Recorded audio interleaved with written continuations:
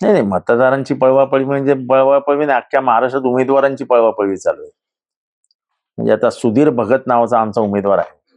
विधानसभेला मतदान आहे, लोकसभेला मतदान आहे, 3 वेळेचा नगरसेवक आहे, त्याचं घर गेले 50-100 वर्ष तिथेच आहे. त्याच्या नावाने, त्याच्या वडिलांच्या नावाने तो एरिया ओळखला जातो. असं असताना त्याचं मतदार यादीतनं नावच गायब झालं, कारण का तो उमेदवार आहे. असंच एक पुण्याला इम्रान नावाचा, पिंपरी चिंचवडला इम्रान नावाचा आमचा कार्यकर्ता आहे, त्याच्या आई वडिलांचं नाव इंदापूरमध्ये सापडली. इंदापूर हे दुसऱ्या वॉर्डात पण नाही, डायरेक्ट इंदापूर. मी आता ट्विट पण केलं त्याच्यावर. म्हणजे काय चालू काय आहे?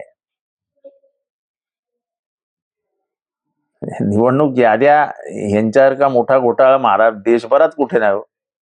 खरं किती साधं आहे, तुमचं नाव टाकायचं, हे द्या, बस संपलं. नुसतं टाकलं की आलं पाहिजे.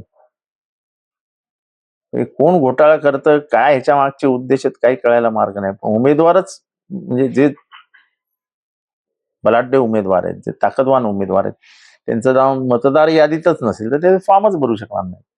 हे डोक्यात ठेवून हे कारवाया केल्या गेल्या. सांगलीमध्ये आपण पाहिलं की आंदोलन सुरू नाही ते बरोबर आहे, कारण का तिथे मतदानच्या टक्केवारीमध्येच घोटाळा आढळला आहे आणि त्याच्यामुळे तिथे सुरक्षा व्यवस्था नव्हती, स्ट्रॉंग रूमच्या बाहेर काहीच नव्हतं.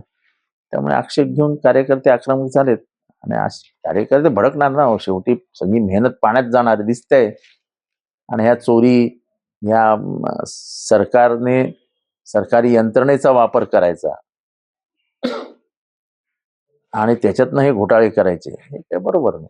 काल बऱ्याच ठिकाणी लक्ष्मी दर्शन पण पाहायला मिळालं, ईव्हीएम देखील फोडण्यात आलेले आहेत.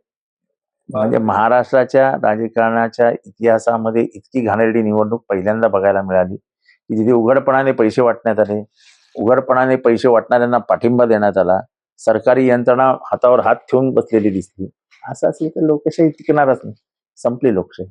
संतोष बांगर त्याचे व्हिडिओ पाठवले होते. महायुतीमध्येच काल बिघाडी पाहायला मिळालेली आहे. ते काय ते त्यांचं चालूच आहे, लुटूपुटूची लढाई आहे ती, त्याला काय अर्थ नसतो. खालच्या काय निकाल लागणार, आज 20-21 तारखेला निकाल लागणार.